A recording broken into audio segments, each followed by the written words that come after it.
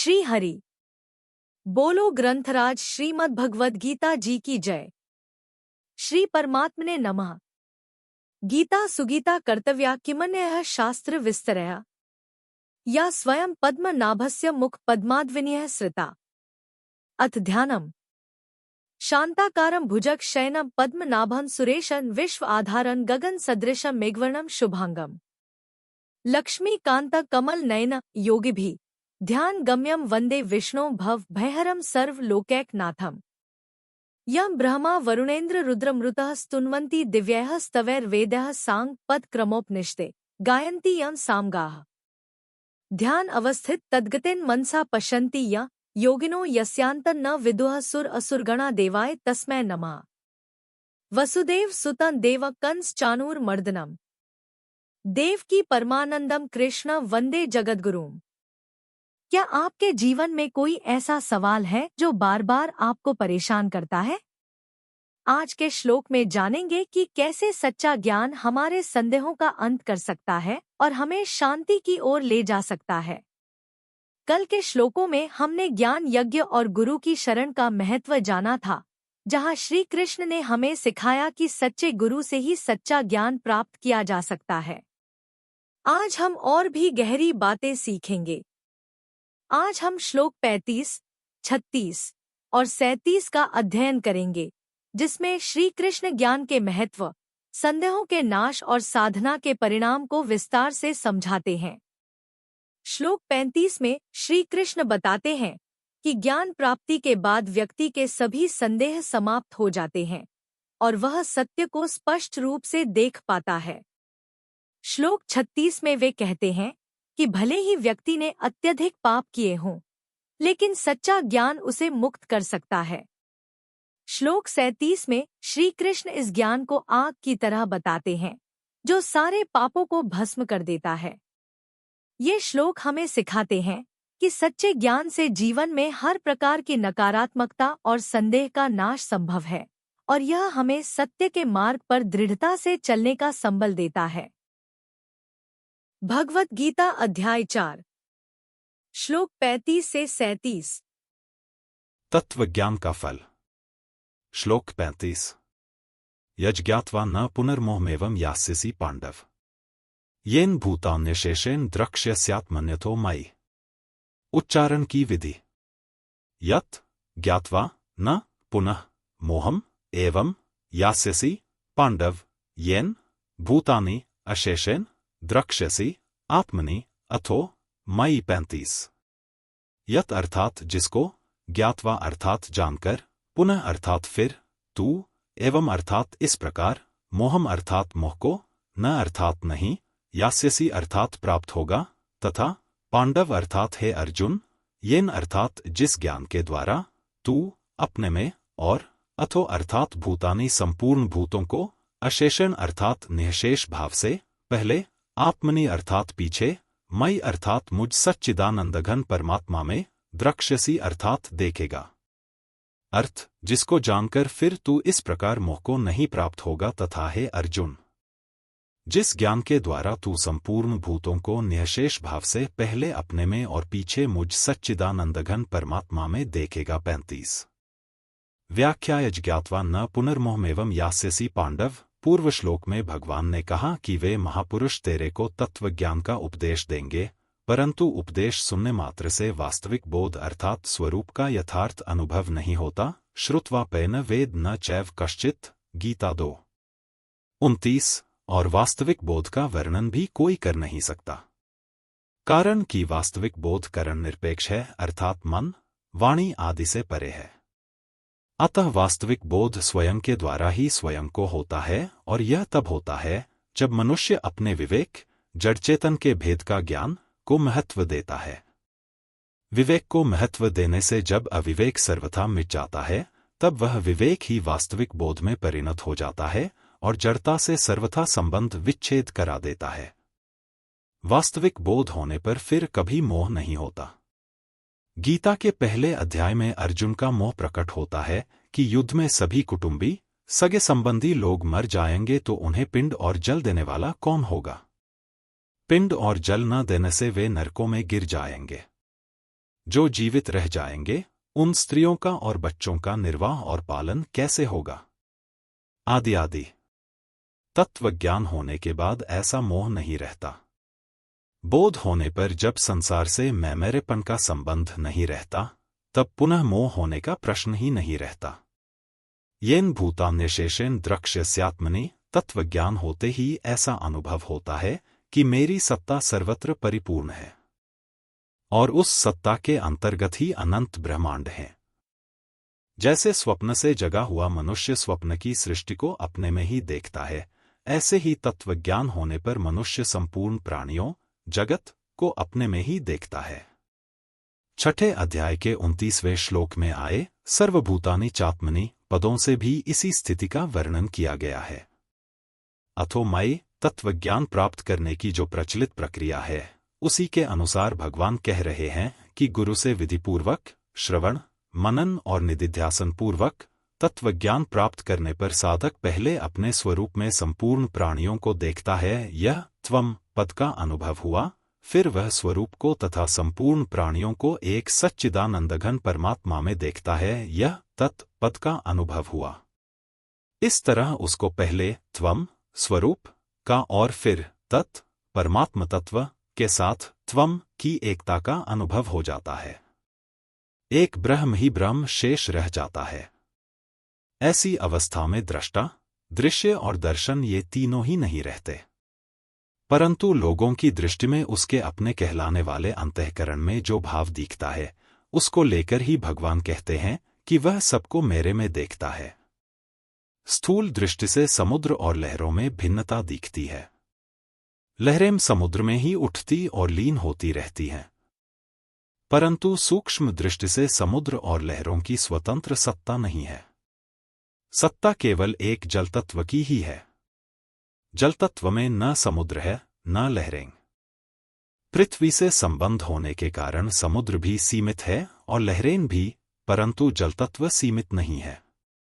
अतः समुद्र और लहरों को न देखकर एक जलतत्व को देखना ही यथार्थ दृष्टि है। इसी तरह संसार रूप समुद्र और शरीर रूप लहरों में भिन्नता दिखती है। शरीर संसार में ही उत्पन्न और नष्ट होते रहते हैं, परंतु वास्तव में संसार और शरीर समुदाय की स्वतंत्र सत्ता नहीं है। सत्ता केवल परमात्म तत्व की ही है। परमात्म तत्व में न संसार है न शरीर। प्रकृति से संबंध होने के कारण संसार भी सीमित है और शरीर भी, परंतु परमात्म तत्व सीमित नहीं है। अतः संसार और शरीरों को न देखकर एक परमात्म तत्व को देखना ही यथार्थ दृष्टि है। गीता 13वें अध्याय का 27वां श्लोक। परिशिष्ट भाव, तत्वज्ञान अथवा अज्ञान का नाश एक ही बार होता है और सदा के लिए होता है। तात्पर्य है कि तत्वज्ञान की आवृत्ति नहीं होती। वह एक बार अनुभव में आ गया तो सदा के लिए आ ही गया। कारण कि जब अज्ञान की स्वतंत्र सत्ता ही नहीं है, तो फिर पुनः अज्ञान कैसे होगा? अतः नित्य निवृत्त अज्ञान की ही निवृत्ति होती है और नित्य प्राप्त तत्व की ही प्राप्ति होती है। स्वयं सत्ता मात्र तथा बोध स्वरूप है। बोध का अनादर करने से हमने असत को स्वीकार किया और असत को स्वीकार करने से अविवेक हुआ। तात्पर्य है कि बोध से विमुख होकर हमने असत को सत्ता दी और असत को सत्ता देने से विवेक का अनादर हुआ। वास्तव में बोध का अनादर किया नहीं है, प्रत्युत अनादिकाल से अनादर है। अगर ऐसा माने कि हमने बोध का अनादर किया तो इससे सिद्ध होगा कि पहले बोध का आदर था। अतः अब आदर करेंगे तो पुनः अनादर हो जाएगा। परंतु बोध एक ही बार होता है और सदा के लिए होता है। तत्वज्ञान होने पर फिर मोह नहीं होता, क्योंकि वास्तव में मोह है ही नहीं। मिटता वही है जो नहीं होता और मिलता वही है जो होता है। जगत जीव के अंतर्गत है और जीव परमात्मा के अंतर्गत है, इसलिए साधक पहले जगत को अपने में देखता है, द्रक्ष्यस्यात्मनि, फिर अपने को परमात्मा में देखता है, अथो मयि। द्रक्ष्यस्यात्मनि में आत्मज्ञान, ज्ञान है और अथो मयि में परमात्मा ज्ञान, विज्ञान है। आत्मज्ञान में निजानंद है और परमात्मा ज्ञान में परमानंद है। लौकिक निष्ठा, कर्मयोग तथा ज्ञान योग से आत्मज्ञान का अनुभव होता है और अलौकिक निष्ठा भक्ति योग से परमात्म ज्ञान का अनुभव होता है। सब कुछ भगवान ही है, इस प्रकार समग्र का ज्ञान परमात्म ज्ञान है। आत्मज्ञान से मुक्ति तो हो जाती है, पर सूक्ष्म अहम की गंध रह जाती है, जिससे दार्शनिकों में और उनके दर्शनों में मतभेद रहता है। अगर सूक्ष्म अहम की गंध न हो तो फिर मतभेद कहाँ से आया? परंतु परमात्म ज्ञान से सूक्ष्म अहम की गंध भी नहीं रहती और उससे पैदा होने वाले संपूर्ण दार्शनिक मतभेद समाप्त हो जाते हैं। तात्पर्य हुआ कि जब तक आत्मनि है तब तक दार्शनिक मतभेद हैं। जब वासुदेवः सर्वम का अनुभव होने पर सब मतभेद मिट जाते हैं, तब अथोमयी हो जाता है। अथोमयी में एक परमात्मा के सिवाय दूसरी कोई सत्ता नहीं रहती। ज्ञानरूप नौका द्वारा अतिशय पापी का उद्धार। श्लोक 36 अपि चेत्सि पापेभ्यः सर्वेभ्यः पापकृत्तम सर्वं ज्ञान प्लवेन वृजिन संतरिष्यसि। उच्चारण की विधि। अपि चेत असि पापेभ्यः सर्वेभ्यः पापकृत्तम सर्वं ज्ञान प्लवेन एव वृजिनम संतरिष्यसि। 36 चेत अर्थात यदि, तू अन्य, सर्वेभ्यः अर्थात सब, पापेभ्यः अर्थात पापियों से, अपि अर्थात भी, पापकृत्तम अर्थात अधिक पाप करने वाला, असि अर्थात है, तो भी तू, ज्ञान प्लवेन अर्थात ज्ञान रूप नौका द्वारा, एव अर्थात निःसंदेह, सर्वम अर्थात संपूर्ण, वृजिनम अर्थात पापसमुद्र से, संतरिष्यसि अर्थात भली भांति तर जाएगा। अर्थ, यदि तू अन्य सब पापियों से भी अधिक पाप करने वाला है, तो भी तू ज्ञानरूप नौका द्वारा निःसंदेह संपूर्ण पापसमुद्र से भली भांति तर जाएगा। 36 व्याख्या। अपि चेत्सि पापेभ्यः सर्वेभ्यः पापकृत्तम। पाप करने वालों की 3 श्रेणियां होती हैं। 1 पापकृत अर्थात पाप करने वाला। 2 पापकृत्तर अर्थात 2 पापियों में एक से अधिक पाप करने वाला। और 3 पापकृत्तम अर्थात संपूर्ण पापियों में सबसे अधिक पाप करने वाला। यहाँ पापकृत्तम पद का प्रयोग करके भगवान कहते हैं कि अगर तू संपूर्ण पापियों में भी अत्यंत पाप करने वाला है, तो भी तत्वज्ञान से तू संपूर्ण पापों से तर सकता है। भगवान का यह कथन बहुत आश्वासन देने वाला है। तात्पर्य यह है कि जो पापों का त्याग करके साधन में लगा हुआ है, उसका तो कहना ही क्या है। पर जिसने पहले बहुत पाप किए हों, उसको भी जिज्ञासा जागृत होने के बाद अपने उद्धार के विषय में कभी निराश नहीं होना चाहिए। कारण कि पापी से पापी मनुष्य भी यदि चाहे तो इसी जन्म में अभी अपना कल्याण कर सकता है। पुराने पाप उतने बाधक नहीं होते जितने वर्तमान के पाप बाधक होते हैं। अगर मनुष्य वर्तमान में पाप करना छोड़ दे और निश्चय कर ले कि अब मैं कभी पाप नहीं करूंगा और केवल तत्वज्ञान को प्राप्त करूंगा, तो उसके पापों का नाश होते देरी नहीं लगती। यदि कहीं 100 वर्षों से घना अंधेरा छाया हो और वहां दीपक जला दिया जाए, तो उस अंधेरे को दूर करके प्रकाश करने में दीपक को 100 वर्ष नहीं लगते, प्रत्युत दीपक जलाते ही तत्काल अंधेरा मिट जाता है। इसी तरह तत्वज्ञान होते ही पहले किए गए संपूर्ण पाप तत्काल नष्ट हो जाते हैं। चेत यदि पद देने का तात्पर्य यह है कि प्रायः ऐसे पापी मनुष्य परमात्मा में नहीं लगते, परंतु वे परमात्मा में लग नहीं सकते, ऐसी बात नहीं है। किसी महापुरुष के संग से अथवा किसी घटना, परिस्थिति, वातावरण आदि के प्रभाव से यदि उनका ऐसा दृढ़ निश्चय हो जाए कि अब परमात्म तत्व का ज्ञान प्राप्त करना ही है, तो वे भी संपूर्ण पापसमुद्र से भली भांति तर जाते हैं। 9वें अध्याय के 30वें-31वें श्लोकों में भी भगवान ने ऐसी ही बात अनन्य भाव से अपना भजन करने वाले के लिए कही है कि महान दुराचारी मनुष्य भी अगर यह निश्चय कर ले कि अब मैं भगवान का भजन ही करूंगा, तो उसका भी बहुत जल्दी कल्याण हो जाता है।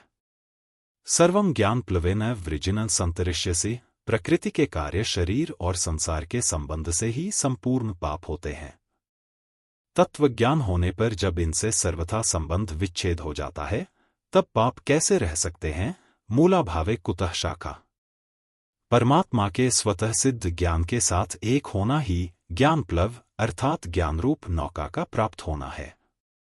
मनुष्य कितना ही पापी क्यों न रहा हो, ज्ञानरूप नौका से वह संपूर्ण पाप समुद्र से अच्छी तरह तर जाता है। यह ज्ञानरूप नौका कभी टूटती फूटती नहीं, इसमें कभी छिद्र नहीं होता और यह कभी डूबती भी नहीं। यह मनुष्य को पाप समुद्र से पार करा देती है। ज्ञानयज्ञ चौथे अध्याय का 33वां श्लोक से ही यह ज्ञानरूप नौका प्राप्त होती है। यह ज्ञानयज्ञ आरंभ से ही विवेक को लेकर चलता है और तत्वज्ञान में इसकी पूर्णता हो जाती है। पूर्णता होने पर लेशमात्र भी पाप नहीं रहता। परिशिष्ट भाव यहाँ भगवान ने पापेभ्यः सर्वेभ्यः पापकृत्तमः पदों से पापी की आखिरी हद बता दी है। यद्यपि पापेभ्यः पद बहुवचन होने से संपूर्ण पापियों का वाचक है, फिर भी भगवान ने इसके साथ सर्वेभ्यः पद दिया। सर्वेभ्यः पद भी संपूर्ण का वाचक है। ये दो पद देने के बाद भी भगवान ने पापकृत्तमः पद और दिया है, जो अतिशयता का बोधक है। पहले पापकृत होता है, फिर पापकृत्तर होता है और फिर पापकृत्तम होता है। तात्पर्य निकला कि संपूर्ण संसार में जितने भी पापी हो सकते हैं, उन संपूर्ण पापियों से भी जो अत्यधिक पापी है, उसको भी ज्ञान प्राप्त हो सकता है। कारण कि पाप कितने ही क्यों न हों, हैं वे असत ही, जबकि ज्ञान सत है। सत के आगे असत कैसे टिक सकता है? पाप अपवित्र है, जबकि ज्ञान परम पवित्र है। इसी अध्याय का 38वां श्लोक। अपवित्र वस्तु पवित्र वस्तु को कैसे अटका सकती है? अतः पापों में ज्ञान को अटकाने की ताकत नहीं है। ज्ञान प्राप्ति में खास बाधा है नाशवान सुख की आसक्ति। गीता 3 अध्याय के 37वें से 41वें श्लोक तक। भोगासक्ति के कारण ही मनुष्य की पारमार्थिक विषय में रुचि नहीं होती और रुचि न होने से ही ज्ञान की प्राप्ति बड़ी कठिन प्रतीत होती है। ज्ञान को अग्नि की भांति कर्मों को भस्म करने वाला बतलाना। श्लोक 37। यथैधांसि समिद्धोऽग्निर्भस्मसात् कुरुते अर्जुन। ज्ञानाग्निः सर्वकर्माणि भस्मसात् कुरुते तथा। उच्चारण की विधि। यथा एधांसि समिद्ध अग्न्यः भस्मसात् कुरुते अर्जुन। ज्ञानाग्न्यः सर्वकर्माणि भस्मसात् कुरुते तथा। 37। अर्जुन अर्थात हे अर्जुन, यथा अर्थात जैसे, समिद्ध अर्थात प्रज्वलित, अग्न्यः अर्थात अग्नि, एधांसि अर्थात ईंधनों को, भस्मसात् अर्थात भस्ममय, कुरुते अर्थात कर देता है, तथा अर्थात वैसे ही, ज्ञानाग्न्यः अर्थात ज्ञानरूप अग्नि, सर्वकर्माणि अर्थात संपूर्ण कर्मों को, भस्मसात् अर्थात भस्ममय, कुरुते अर्थात कर देता है। अर्थ क्योंकि हे अर्जुन, जैसे प्रज्वलित अग्नि ईंधनों को भस्ममय कर देता है, वैसे ही ज्ञानरूप अग्नि संपूर्ण कर्मों को भस्ममय कर देता है। 37। व्याख्या। यथैधांसि समिद्धोऽग्निर्भस्मसात् कुरुते अर्जुन। पीछे के श्लोक में भगवान ने ज्ञानरूपी नौका के द्वारा संपूर्ण पाप समुद्र को तरने की बात कही। उससे यह प्रश्न पैदा होता है कि पाप समुद्र तो शेष रहता ही है, फिर उसका क्या होगा? अतः भगवान पुनः दूसरा दृष्टांत देते हुए कहते हैं कि जैसे प्रज्वलित अग्नि काष्ठादि संपूर्ण ईंधनों को इस प्रकार भस्म कर देती है कि उनका किंचन मात्र भी अंश शेष नहीं रहता, ऐसे ही ज्ञानरूप अग्नि संपूर्ण पापों को इस प्रकार भस्म कर देती है कि उनका किंचन मात्र भी अंश शेष नहीं रहता। ज्ञानाग्निः सर्वकर्माणि भस्मसात् कुरुते तथा। जैसे अग्नि काष्ठ को भस्म कर देती है, ऐसे ही तत्वज्ञान रूपी अग्नि संचित, प्रारब्ध और क्रियमाण तीनों कर्मों को भस्म कर देती है। जैसे अग्नि में काष्ठ का अत्यंत अभाव हो जाता है, ऐसे ही तत्वज्ञान में संपूर्ण कर्मों का अत्यंत अभाव हो जाता है। तात्पर्य यह है कि ज्ञान होने पर कर्मों से अथवा संसार से सर्वथा संबंध विच्छेद हो जाता है। संबंध विच्छेद होने पर संसार की स्वतंत्र सत्ता का अनुभव नहीं होता, प्रत्युत एक परमात्म तत्व ही शेष रहता है। वास्तव में मात्र क्रियाएं प्रकृति के द्वारा ही होती हैं। गीता 13वें अध्याय का 29वां श्लोक। उन क्रियाओं से अपना संबंध मान लेने से कर्म होते हैं। नाड़ियों में रक्त प्रवाह होना, शरीर का बालक से जवान होना, श्वासों का आना जाना, भोजन का पचना आदि क्रियाएं जिस समष्टि प्रकृति से होती हैं, उसी प्रकृति से खाना पीना, चलना, बैठना, देखना, बोलना आदि क्रियाएं भी होती हैं। परंतु मनुष्य अज्ञानवश उन क्रियाओं से अपना संबंध मान लेता है, अर्थात अपने को उन क्रियाओं का कर्ता मान लेता है। इससे वे क्रियाएं कर्म बनकर मनुष्य को बांध देती हैं। इस प्रकार माने हुए संबंध से ही कर्म होते हैं, अन्यथा क्रियाएं ही होती हैं। तत्वज्ञान होने पर अनेक जन्मों के संचित कर्म सर्वथा नष्ट हो जाते हैं। कारण कि सभी संचित कर्म अज्ञान के आश्रित रहते हैं, अतः ज्ञान होते ही आश्रय आधार रूप अज्ञान न रहने से वे नष्ट हो जाते हैं। तत्वज्ञान होने पर कर्तृत्वाभिमान नहीं रहता, अतः सभी क्रियमाण कर्म अकर्म हो जाते हैं, अर्थात फलजनक नहीं होते। प्रारब्ध कर्म का घटनांश अनुकूल प्रतिकूल परिस्थिति तो जब तक शरीर रहता है तब तक रहता है, परंतु ज्ञानी पर उसका कोई असर नहीं पड़ता। कारण कि तत्वज्ञान होने पर भोक्तृत्व नहीं रहता, अतः अनुकूल प्रतिकूल परिस्थिति सामने आने पर वह सुखी दुखी नहीं होता। इस प्रकार तत्वज्ञान होने पर संचित प्रारब्ध और क्रियमाण तीनों कर्मों से किंचन मात्र भी संबंध नहीं रहता। कर्मों से अपना संबंध न रहने से कर्म नहीं रहते, भस्म रह जाती है, अर्थात सभी कर्म अकर्म हो जाते हैं। संबंध भगवान आगे कहे श्लोक के पूर्वार्ध में तत्वज्ञान की महिमा बताते हुए उत्तरार्ध में कर्मयोग की विशेष महत्ता प्रकट करते हैं। कल के श्लोक 38 में हम जानेंगे कि कैसे यह ज्ञान संसार का सबसे शुद्ध और परम पवित्र तत्व है। जुड़े रहें हमारे साथ इस अद्भुत यात्रा पर। दोस्तों, अगर आपको आज का वीडियो पसंद आया हो और आपने कुछ नया सीखा हो, तो वीडियो को लाइक और शेयर करना न भूलें। चैनल को सब्सक्राइब करें ताकि आपसे कोई भी महत्वपूर्ण जानकारी मिस न हो। आप अपने सवाल या विचार भी कमेंट बॉक्स में शेयर कर सकते हैं। अब ध्यान दें, आज के वीडियो से आपने क्या सीखा, उसे कमेंट में जरूर लिखें। वाउचर जीतने का मौका पाने के लिए चैनल को सब्सक्राइब करके उसका स्क्रीनशॉट कमेंट बॉक्स में शेयर करें। और अगर आपके कमेंट पर 9 लाइक्स मिलते हैं और आप इसे अपने दोस्तों और परिवार के साथ शेयर करते हैं, तो आपको और उन्हें 2 महीने का YouTube प्रीमियम सब्सक्रिप्शन जीतने का मौका मिल सकता है, बिल्कुल मुफ्त। अपनी एंट्री सबमिट करने के लिए नीचे दिए गए QR कोड या लिंक पर जाकर डिटेल शेयर करें। ऑफर की वैधता 31 दिसंबर 2024 तक, इसलिए अभी एंट्री करें और इस बेहतरीन मौके का लाभ उठाएं। https://forms.gle/cwmada7hk6zdndy6। कल मिलते हैं नए श्लोक की व्याख्या के साथ। तब तक कीप लर्निंग, कीप ग्रोइंग। याद रखें, हर समस्या का समाधान हमारे भीतर ही है।